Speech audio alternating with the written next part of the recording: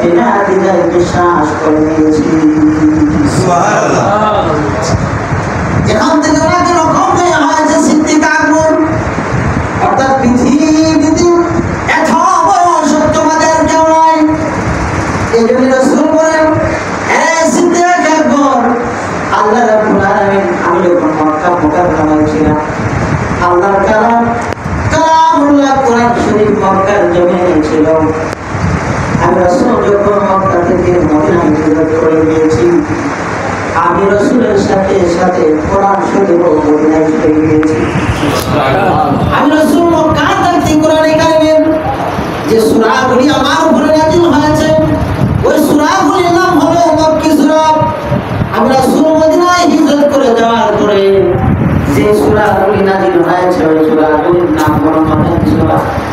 অর্থাৎ রাসূল যেখানে রাসূলের পিছে পিছে কোরআন শেখানে, রাসূল মক্কা থেকে কোরআন মক্কা, ওই সূরাগুলির নাম হলো মক্কি।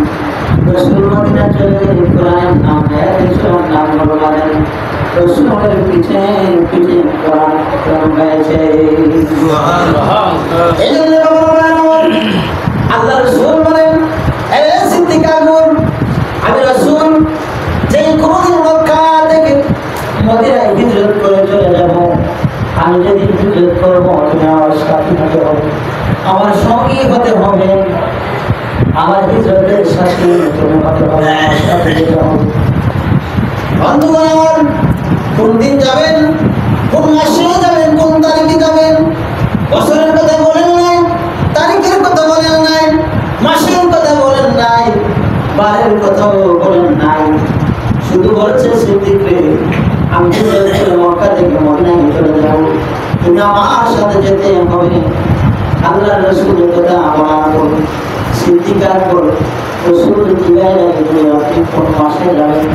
আমি তৈয়ার হতে হবে, কাপড় চোপড় রাখতে হবে, পরিষ্কার করে একটা প্রস্তুতির ব্যাপার সেবার আছে। ইয়া রাসূলুল্লাহ, কোন বছর যাবেন, কোন মাসে যাবেন, কোন তারিখে যাবেন, কি বারে যাবেন, কয়টার সময় যাবেন, এই কথা কোনো কথা সিদ্দিক আকবর বলেন নাই। রাসূল শুধু বলেছে, আমি যখন চলে যাব তুমি আমার সঙ্গে যেতে হবে। সিদ্দিক আকবর বলে, ইয়া রাসূলুল্লাহ, আমি যাব।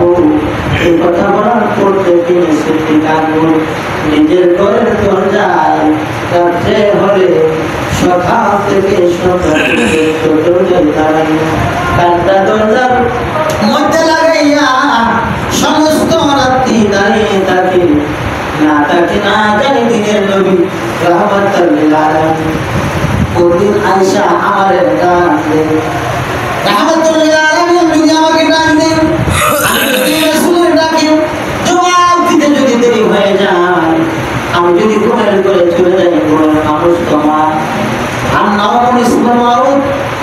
আল্লাহ, মানুষ যখন ঘুমের করে যায়, ঘুমের মানুষ তোমার আল্লাহুম্মা বিসমিকা আমুতু ওয়া আহইয়া, আল্লাহ আমি ঘুমাইতেছি না, আমি মরতেছি, তোমার নামে আমি ঘুমাইতেছি না, আমি মরতেছি, আমি আবার তোমার নাম নিয়ে থাকবো।